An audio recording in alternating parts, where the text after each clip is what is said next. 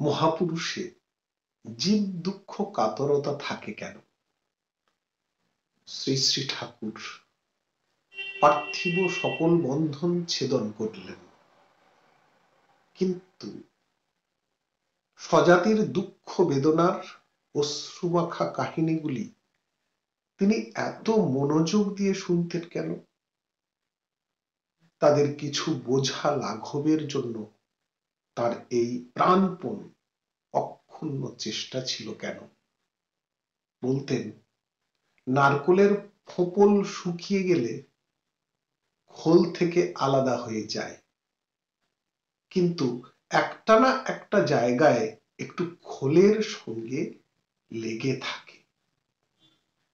শ্রী শ্রী রামকৃষ্ণ তার শরীর সম্বন্ধ রেখেছিলেন মাত্র ওই জীব দুঃখ কাতরতায়। ওই জীব দুঃখ কাতরতাই তার মনুষ্য লীলার বীজ শক্তি। তিনি এ বীজ শক্তি দগ্ধ করতে সম্পূর্ণ সমর্থ হলেও কেন জানি না ওটা তিনি বরাবর রক্ষা করে চলেছিলেন।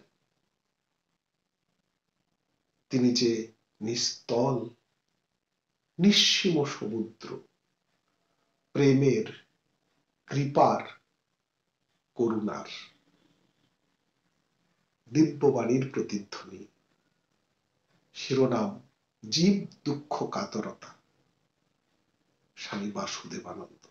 সবাই ভালো থাকুন, সুস্থ থাকুন, সুন্দর থাকুন।